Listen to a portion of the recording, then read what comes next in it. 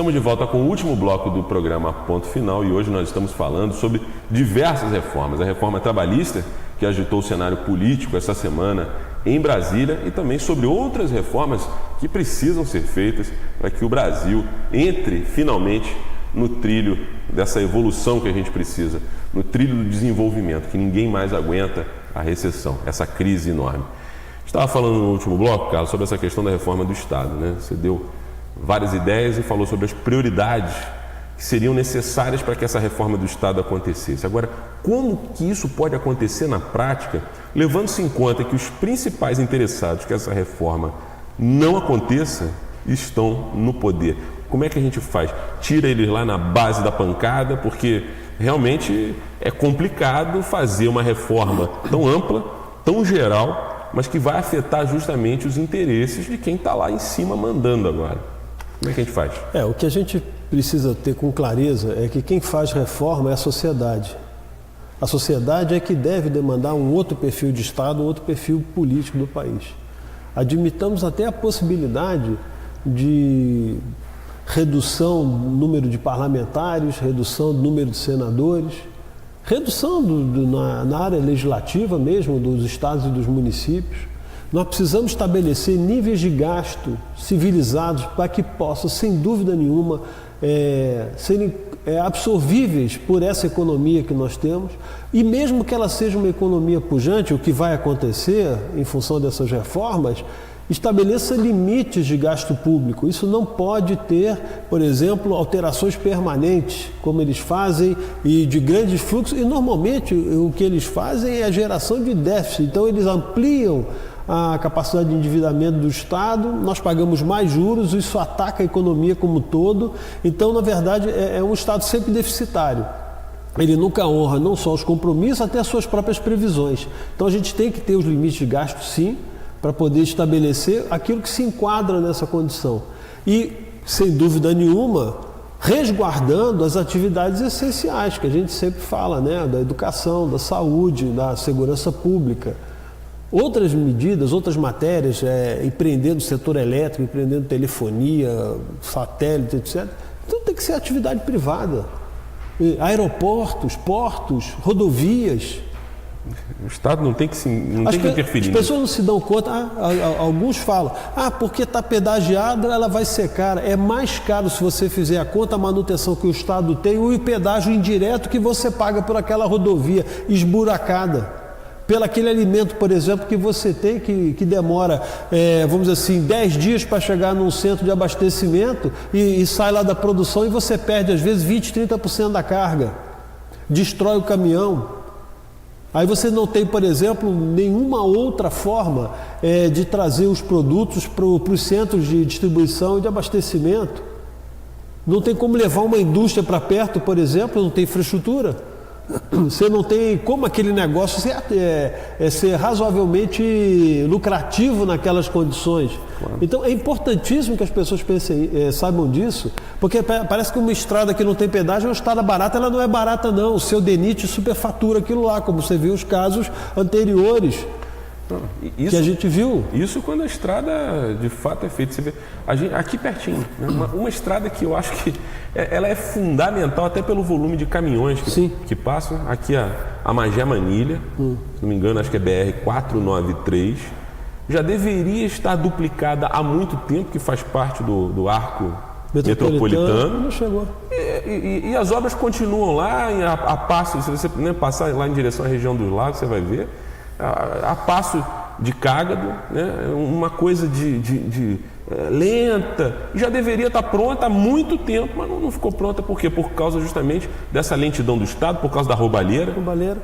Quer dizer, se fosse dada a iniciativa privada, já estaria pronta com uma qualidade muito maior. O que precisa é uma fiscalização do Estado para saber se a coisa está funcionando a contento para o cidadão. E o contrato ser razoável. Você tem as condicionantes econômicas ali, as variáveis, você vê se de fato aquele pedágio, aquele valor exatamente correto com o investimento. Você tocou num ponto importante. Eu não consigo entender sinceramente o valor até hoje. Até indo para a região dos lagos, essa semana retrasada, eu fui para Rio das Ostras e o pedágio lá naquela estrada foi concedida mais recentemente, custa R$ 5,00 em cada pedágio, cada praça de pedágio. O nosso aqui, na Rio Teresópolis, já está em quanto mesmo? 17, não é isso? 17 reais. Eu não entendo essas disparidades. Quer dizer, em algum momento aí houve uma disparidade em relação à concessão. Quer dizer, isso tem que ser fiscalizado. Não, tem que ser fiscalizado. Aí você tem uma Agência Nacional de Transporte Terrestre que não fala com ninguém. Ela só fala com os concessionários e fala internamente com eles. Então, quer dizer, você não tem transparência. Então, essas regulações que podem até existir, essas agências, elas de fato elas têm que ter a independência que a gente falou lá no bloco anterior, saber qual é a qualificação, mas ela não pode ser uma estrutura meramente estatal de cabide, né, permanente, e dessas pessoas nomeadas por quem está no departamento, por exemplo, de transporte, das comissões de transporte da Câmara, o senador que indicou, entendeu? Não pode. Então, a gente precisa ter, de fato, uma economia que seja destravada.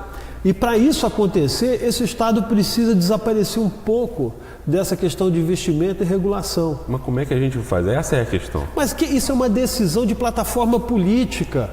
As pessoas precisam escolher candidatos que vão na direção dessa desestruturação desse Estado que inibe a economia e assalta o contribuinte. Essa é a equação. Você tem que olhar na hora da proposta e dizer, vem cá, eu vou ter o quê? 40 ministérios? Então você não serve para ser meu presidente. Ah, vou ter 18? Opa, vamos conversar como é que essa estrutura é? Primeiro agora eu vou ouvir, eu quero saber como é que vai ser feito isso.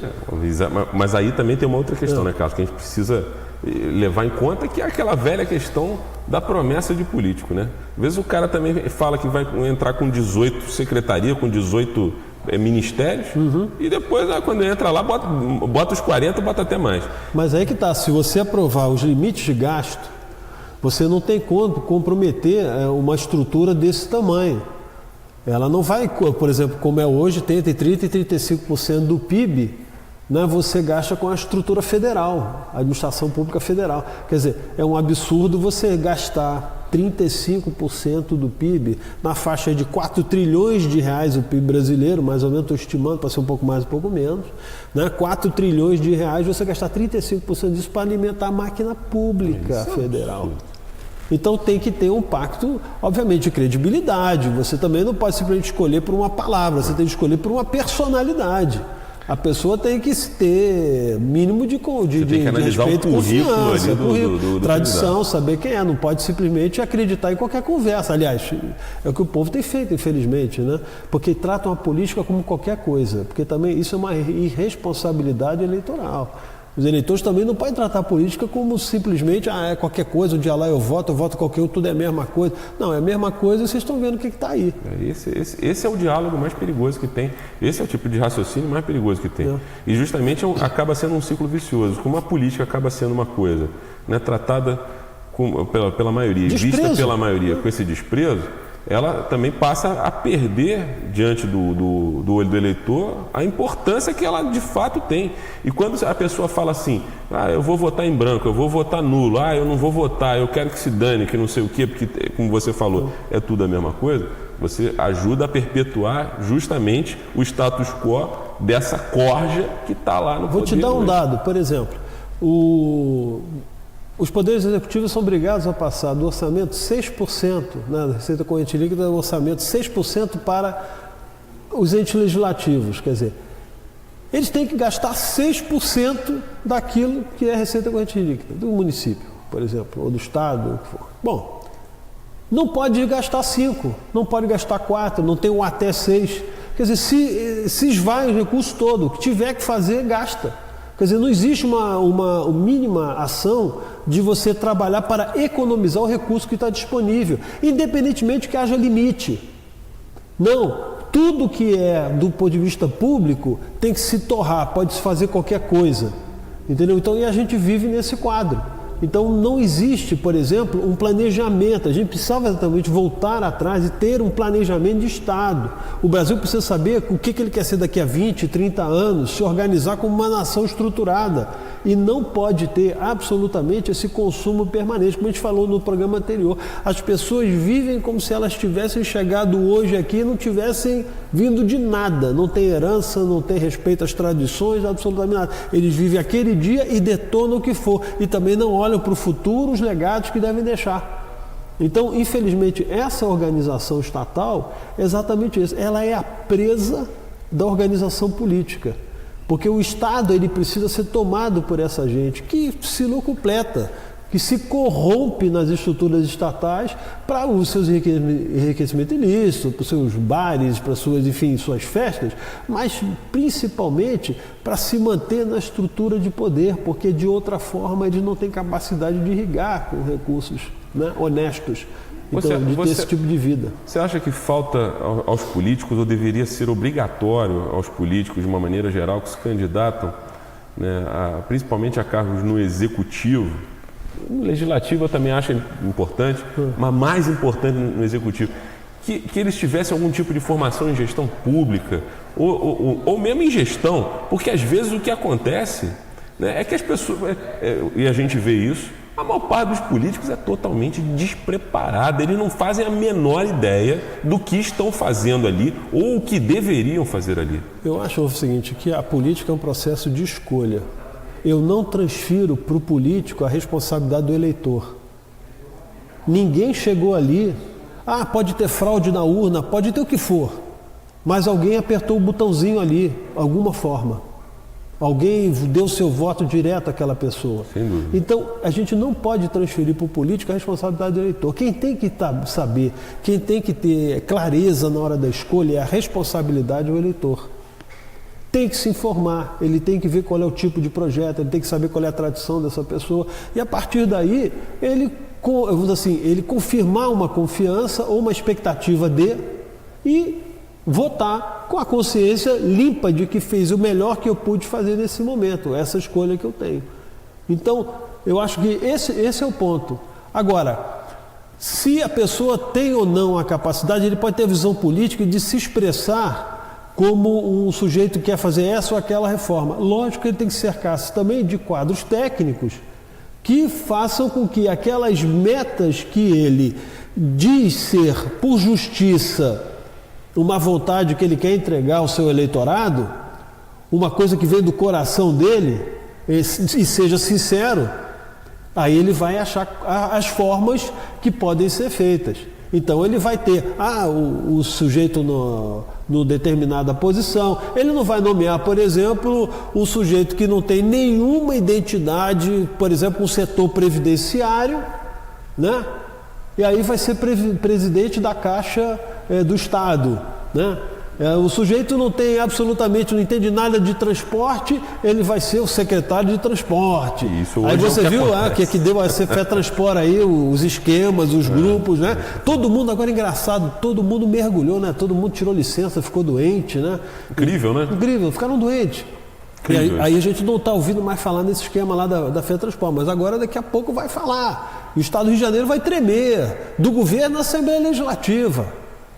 Aquilo ali não vai ficar em brancas nuvens, pode ter certeza. Vamos ter muito assunto para a gente falar Então, o que eu acho, só recapitular e dizer o seguinte, a responsabilidade do eleitor não pode ser transferida para o político, não podemos desqualificá-lo lá nessa forma, porque ele está escolhido por esses grupos, e ao mesmo tempo aqueles que prometem alguma coisa e que têm uma sinceridade de apresentar suas ideias, a vontade que aquilo seja executado, ele tem que se cercar também de uma pleia de pessoas que sejam minimamente honestas e sérias e competentes para poder executar esse plano de governo. Tem que ter um bom corpo técnico. Uma coisa que nosso programa está terminando, mas uma coisa interessante que andam debatendo no Congresso, acho que já existe algum projeto, talvez você até saiba melhor do que eu, que é a questão do recall, que é aquele instrumento que permite que o cidadão que não está satisfeito, se a sociedade vê que aquele político, né, que foi eleito para determinado cargo, ele realmente não cumpriu suas promessas, ou o resultado, né, como gestor público, né, não foi aquém do que o eleitor esperava. Então existe esse recall que ele pode, não sei se é exatamente esse o termo, eu posso estar me enganando, mas acho que é isso.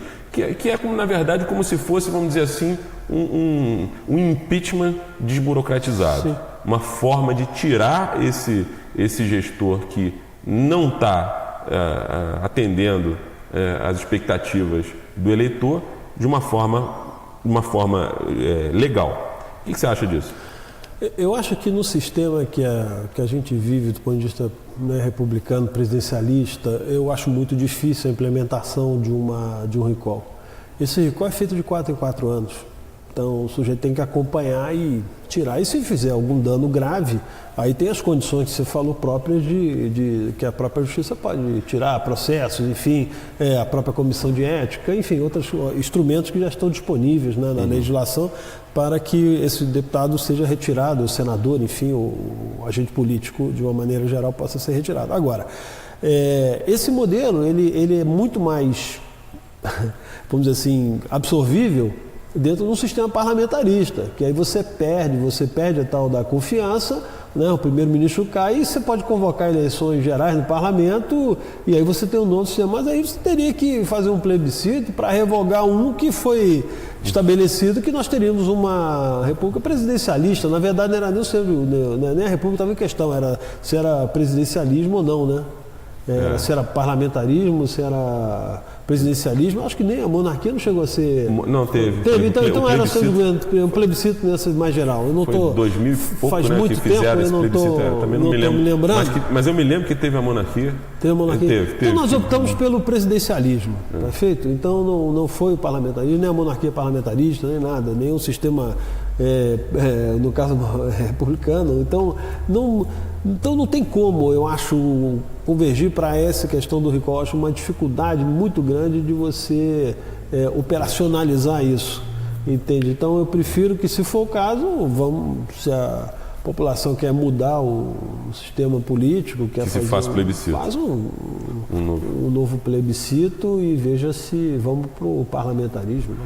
Bom, nosso tempo já terminou, mas a gente ainda tem muita coisa para falar, né, Carlos? Porque assim, essa semana foi essa questão aí da reforma trabalhista, né, que esquentou aí o cenário político nacional, mas ainda tem muita coisa aí. Como você falou, uma das coisas que eu acho que, um dos assuntos que ainda vai dar muito pano para manga, é essa questão aí desse novo véu que está se levantando aí a respeito da questão da FETransport, né, que isso aí vai gerar aqui no nosso estado uma situação que com certeza ainda vamos saber muitas histórias, né, que aconteceram. Bom, nosso tempo já terminou, mas acho que deu para ter uma ideia geral de toda essa questão aí da reforma trabalhista que agitou o cenário político essa semana. Tem muito pano para manga, tem muita coisa aí para a gente analisar, e eu quero agradecer mais uma vez a presença aqui do analista político Carlos Dias, uma pessoa que ajuda a gente a entender, né, os bastidores, o que está por trás da notícia. Muitas vezes você em casa, você ouve, vê, lê a notícia, mas fica difícil entender o que está por trás dela. Porque a notícia, muitas vezes, até pelo tempo, né, e o espaço que os veículos de comunicação têm, que é limitado, você não tem como saber o que está por trás. É isso que a gente procura trazer para você toda semana aqui no Ponto Final. Carlos, mais uma vez, muito obrigado pela sua presença. Próximo programa, vamos ver qual é a bomba que vem por aí, porque toda semana está chegando bomba nova para a gente analisar aqui no Ponto Final. Obrigado pela tua presença aqui. Eu que agradeço sempre a oportunidade. Espero que você tenha gostado de mais essa edição do programa Ponto Final e a gente se vê na próxima, na semana que vem. Até lá!